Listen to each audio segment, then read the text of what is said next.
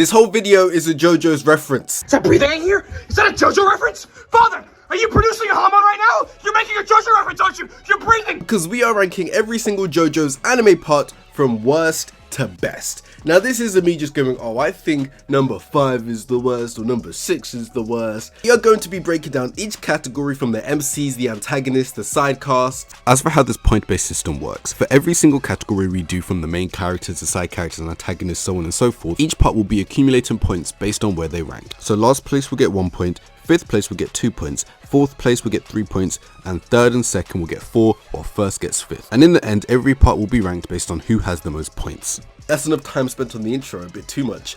Let's dive right into the ranking. Starting off with arguably the most important aspect, the main characters for each part. At number 6, the worst, I feel like everyone should have him at number 6, Jonathan Joestar. Like, bro. A very simple MC with no outstanding traits, easily last. The next up after Jonathan, I have Jotaro.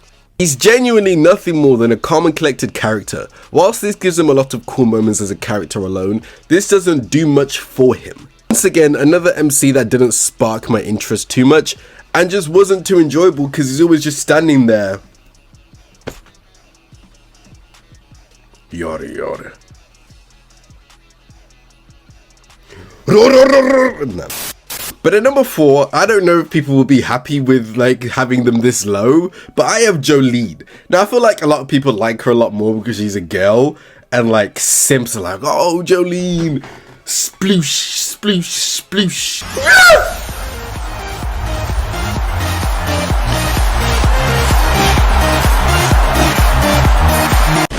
And I think she's good. I'm not saying oh she's bad because she's a girl, but I'm just saying she's just like a girl Jotaro to me, but less calm and collected with more personality. However, I didn't find her as interesting or enjoyable as the others. Her character just never spoke to me like who I have at number 3. Oh, I'm spitting bars every video, bro. I'm spitting bars. Writing wise, I'd say Giorno is the best written JoJo MC. With his motivation to help his town and his backstory, he was super cool. It's annoying how he's one of the best MCs in JoJo's. Of all the MCs, he got the least amount of shine because a certain character just was like, nope, I'm the MC. Number 2, this was tough for me. I had the most enjoyable of all of the Jojos and Joestars, kind of undebatably, Joseph Joestar. From his erratic behavior and funny remarks, he's one of the most enjoyable MCs in anime in my opinion, and I bet you're gonna agree with that, aren't you? That wasn't like, I wanted to like that to be like, you know when like someone's talking and then Joseph predicts what they're going to say? I wanted it to be like that, and I don't know if I fully conveyed that, but I hope now that that has like been conveyed. Thank you. But at number 1, I don't know if this is a hot take, but I have Josuke. A character with the cool and collected nature of Jolene and Jotaro, the enjoyability of Joseph, and the writing of Giorno with even just his hair, bro. While he doesn't do any of these things as strongly as his counterparts, he has all of these aspects to a large enough degree. Josuke was super enjoyable and cool to me. Only Joseph really like came close. I'll be honest. But next we have the characters that accompany the Joestars on their ventures. I have the antagonists. But as the worst, once again, I have Speedwagon from part 1. At first he seemed cool with like the whole hat tricks. He was the OG like Peaky Blinder, bro. I'm a fucking blinder, I'll take his eyes first. Love me some Peaky Blinders. I forget who I am. I'm a blinder, I'll take your fucking eyes first. Comment down below if you watch Peaky Blinders, bro. Come on. But all of that cool OG Peaky Blinders shit went away as soon as Jonathan dealt with him, bro. The rest of his character consisted of him continuously worrying about Jonathan and nothing else. But at number 5, I have Hermes. Hermes? Hermes. I wasn't massively fond of her. She was just so aggressive and it was like kind of off-putting to a degree. But she just didn't interest me as a character, nor did she stand out compared to other antagonists. But at number 4, I have Koichi. Another antagonist that doesn't stand out. But his feral nature and slight naivete makes him quite likable. As well as this, his stand was funny as fuck. Like, come on. But at number 3, give me Polareff. It kind of felt like Hermes was a bit of a copy of him, with them both wanting to the, oh, I will avenge my sister kind of trope. His performance in the mansion to me, bro, was unforgettable when he went against, I think the stand was called The Void. Never mind him being enjoyable, cool, and French. I don't know, French people are just cool to me, especially the way they're portrayed in TV at least. Come on, like that's just a fact. French people are some of the coolest people when it comes to portraying them in TV. French people, Mexicans, and Spanish people. But at numero dos, Caesar was great and unique for a Jojos because he was the only one that really like antagonized his main character to a degree, in a rivalry kind of way. It was a love-hate relationship between him and Joseph, and I enjoyed that dynamic, of which is arguably the best dynamic of all of the duos here in terms of MC and protagonists. But number one is genuinely easy: Bucciarati. He was basically the MC for part 5. He had so many great moments and was a great leader. His conclusion was great, with him entrusting everything to Giorno and also having a great dynamic with everyone in his crew. Not just Giorno, whilst also being the best written of all of the protagonists, Bucciarati on top. Although I'm not going to say I dislike him, but it's like, F you for like taking the spotlight from Giorno, because he could have been the best Joestar. He wasn't even a Joestar. He could have been the best Jojo. But next we have the story/plot of each part. Now the worst straight away, part 1. There's a reason some people suggest skipping part 1, because in terms of near enough everything is the most boring and an absolute snooze fest. It's one of the worst things I've watched in all of anime. So, spoiler alert, part 1 is last. I like mentally I did like look at on average where everything is, and I'm not sure after part 1 what comes, but I know part 1 is last on this list. But next, with a massive gap between it and part 1, I have part 3. Part 3 story was okay, nothing crazy, with the crew aiming to save Holly, but boy oh boy, was that plot unwatchable at times, bro. Genuinely. How many near filler, poorly paced episodes do you want to throw into an anime? I'm sorry. But at number 4, the humongous gap in between it and part 3 once again, I have part 2. Now for me, it was tough to put part 2 below the one I have next, with the plot being more enjoyable, with the idea of the Pillarmen being resurrected as superhumans, if you can even call them that. But I found the execution of the other parts more enjoyable, interesting, or simply better written. But at numero 3, I have part 4.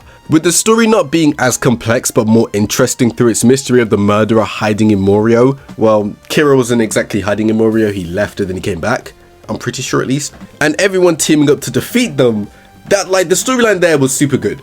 But the only reason I would maybe put part 2 above it was because of the first half of the story of part 4. With that, I can't even remember his name, bro. The electric guy. What was the point of him? Why didn't we just have the Kira storyline from the beginning? But at numero 2, yeah, that's right, I just created a language, I have part 5. I knew from the moment they explained the main goal of rising to the top of the Mafia, I was going to enjoy part 5. With it lacking the typical filler-like episodes that part 3 was plagued with, and having an interesting story that captivated my interest because I wanted to see the rise of these coppos, and story-wise, I don't think it's much of a debate to put it above all of the rest of these parts. But at number 1, I don't think it's much of a contest, to be honest. The only one you could argue above it is part 5, and even I wouldn't do that. Part 6. There not being anything to outright criticize because it's a semi-carefully curated story that leads up to something much bigger than what it seems. I was scared the whole story would take place in a prison, but it didn't. The wider story surrounding Dio and Pichu's desire to reach heaven was great. Numero 1, part 6. But next up we have the ending for each part. Oh, honestly, no, I don't want to hint at anything actually. I don't think any part has a bad ending in all fairness, so it's just the worst out of a good bunch at this point, but the worst I would say is part 4. Even right now, I'm still a bit confused as to exactly how Kira was defeated. A better ending could have been constructed in my opinion, and other endings were just better executed, but the one saving grace was Kira's mini monologue at the end, especially in the dub. Roll the clip. It was my first time laying eyes on her. The beauty before me, well, it aroused something in me. It gave me a rock-hard cock. And the fact that we got a nice little, we got an, I don't know if you read it, but there's a continuation of Kira's story after his death where he becomes like a ghost hitman, and it's actually really good. It's called, I can't remember what it's called, but I'll put it on the screen. But at number 5, I have part 3. The main protagonist wins and everything goes back to normal minus the death of Kokyuri, which for me is one of the few things that puts it above part 4. Actual stakes were shown and it wasn't just a typical ending. But next after part 4 I have part 1. This was close for me, but the ending of part 1 is the best thing about part 1 because it wasn't predictable at all. Main protagonist dies and Dio in a way won in the long run. Once again, these are all just the worst out of a good bunch. At number 3, I have part 2. I debated putting part 2 below part 1 due to the death of Jonathan, but the plot twist at the end of part 2 of Joseph attending his own funeral is so Joseph Joestar. Oh my gosh. But at number 2, I have part 5. Bucciarati's death alone brings it above most of the other parts, with him being a character that I personally was attached to more so than other characters in Jojos. Not enough for me to like, oh, Bucciarati, not enough for me to like shed tears. But I'd at least give him like a scout regime kind of like, that's my nigga. You're allowed to say that word, trust me. I am at least. I don't know about you, loser. Diablo's fate in Golden Experience Requiem and Giorno actually acting like an MC for one of the first times in part 5. Great ending, but I must say, Diablo did not deserve Golden Experience Requiem. I'm sorry. Dio deserved it. Even Kira deserved it more than Diablo. Or did he? Ooh. Dio did. But number 1, need I say too much? I'm sorry, like, part 6. The ending had everything. Death, excitement, plot twist. It was a crazy ending with Pucci resetting the universe, but was also completely understandable and not like my brain's not fried because someone did this and someone did that like part 4. One of the best endings in anime for sure. But next up we have the side cast, and once again the worst, part 1. None of the characters stood out. I didn't like any of them too much. Speedmagan and Zeppeli just meh. Literally meh. Maybe not even meh, maybe But at number 5, which may be a bit controversial, part 3. None of the characters move me like crazy minus Iggy, and that's only because of his like his display and his grit and his grind that he put in to find that mansion. Avdol was okay, Kokyuin was decent, Polarev once again, funny, he was French, come on, give him his prime. And Joseph was good, but definitely worse from his prime self. I think other parts' best characters are better, or the dynamics of each group are better, but at number 4, I have part 2. Lisa is sexy. Mommy. Lisa. Oh my gosh, man. I need a minute. I need a minute to compose myself. Caesar was great, and so was von Stroheim, but I wouldn't put any of them among any of the best JoJo characters, minus maybe Caesar. At number 3, I have part 3. No, I don't. I have part 4, sorry. Gome no sai. But in part 4, the characters are good and very down to earth, unlike characters like von Stroheim, for example, sorry. The dynamics and progression of each of the relationships in this part are arguably the best of any part, with duos like Josuke and Okayasu developing very well from being enemies, and Jotaro, in my opinion, is better in part 4, and not to ignore characters like Rohan, the alien dude, the goat, Shigetsu,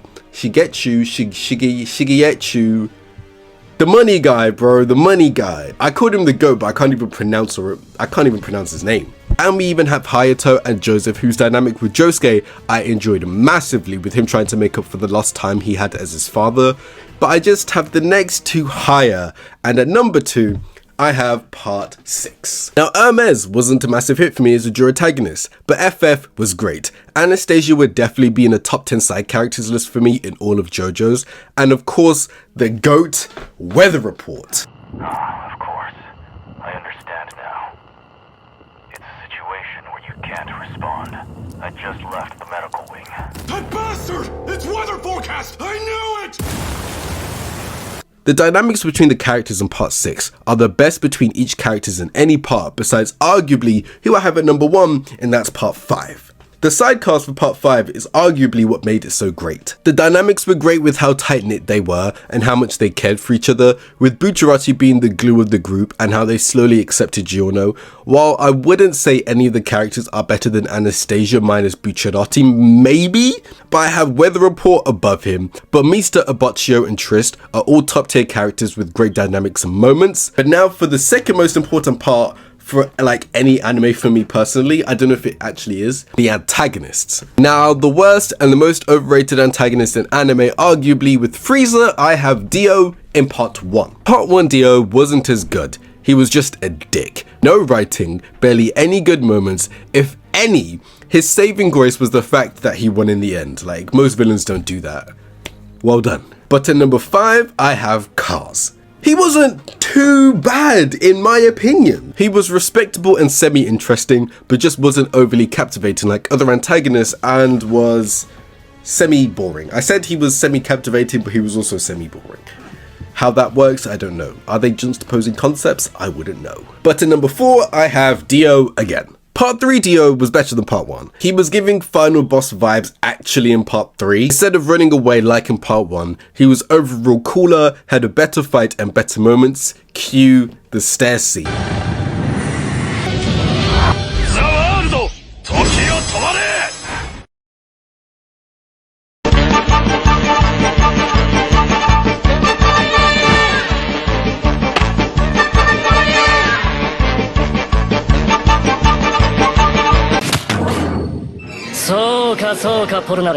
My top 3 was clear to me from like 10 years ago, bro. I just see these things like Gilgamesh's clairvoyance. At number 3, I have Diavolo. This guy actually put in work. He killed a good few of the main cast. His identity kind of crisis with Doppio was fun and funny and interesting to watch. His motivations were actually interesting. Instead of being motivated by nothing but the suffering of others, cough cough, Diavolo was very cool for me, but there's a noticeable gap between my top 2, Diavolo, and then another noticeable gap between Diavolo and everyone else. So Dio, whatever, massive gap. Diavolo, massive gap. Top 2, Kira and Pucci. This guy did a lot. I mean, he reset the universe. The writing behind his search for heaven is one of the best written aspects in all of Jojos, and I would say he has the best motivations of any antagonist in Jojos. His backstories and chats with Dio were always so compelling, and his backstory with Weather Report is one of the best backstories in the series. He definitely did his job as an antagonist, seeing as how he semi-offed Jotaro, Jolene's dad, FF, and everyone in the end minus Emporio. Number 1, bro, this guy is, I think he's like in my top 10 antagonists, not because of writing or anything, but like he was so enjoyable. Yoshi Kage Kira. Whilst his motivations aren't super philosophical like Pucci's, his motivations are arguably, in my opinion, the most interesting. I found him the most entertaining and fun antagonist in Jojos, with his obsession with hands and his desire to live a normal life, despite his disposition and desire to kill. It's giving Patrick Bateman. Something horrible is happening inside of me. He did a fair amount with him offering Shigeta. Oh, I can't pronounce his fucking name. The money guy, man. The money guy. And his history and mystery with the town of Morio. His speech was great too, just before he offed the money guy. If you like Kira, I would suggest you read the manga. I think I have it written down here. Dead Man's Game. I don't think it's actually called that. I think that's wrong. But like I said, I'll put it on the screen once again. But now this is done, I don't actually know what the scores add up to like I said. So it's time to add up the scores and we'll be back. I've added them up.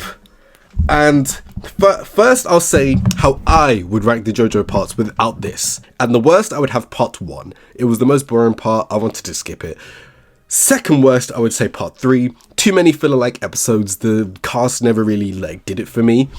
Then third worst is where it gets a bit crunchy for me. For me, third would be out of part 2 and part 6.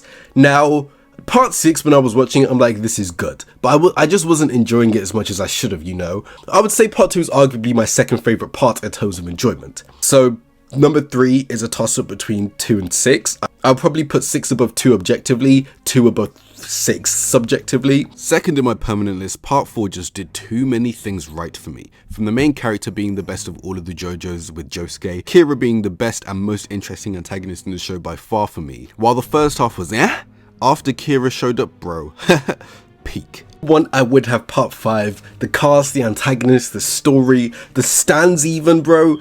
I loved it. But as for the actual rankings, the worst, we have part 1 with 8 points. And I knew it was going to be worse just from looking at it and averaging it out.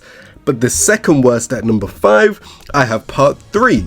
At number 4, we have part 2, which I actually thought was going to be higher, but it is quite close. Part 3 had 15 points, part 2 had 20 points, and at number 3, we have part 4 with 22 points. And I did think this was going to be higher. I wanted it to be higher, man. But at number 2, which was super close, beating part 4 by 1 point. We have part 6 with 23 points, and at number 1 we have part 5 with 26 points. So it was kind of a clear-cut winner, where there was a clear-cut winner and there was a clear-cut loser. That's what I've got. Follow for more. How would you rank the Jojos parts? This is probably my favorite video to make because of this point ranking system, and I just didn't know who was going to win. Follow for more, and how would you rank every single category of Jojos? Thanks for watching. Love ya. I want to start saying something inspirational. But I don't know, I feel like you can only say that shit like in the moment. It comes across as like cringy if like you force it. But like, be great. Do something you love, and it'll love you back. I'll go with that. Toodles.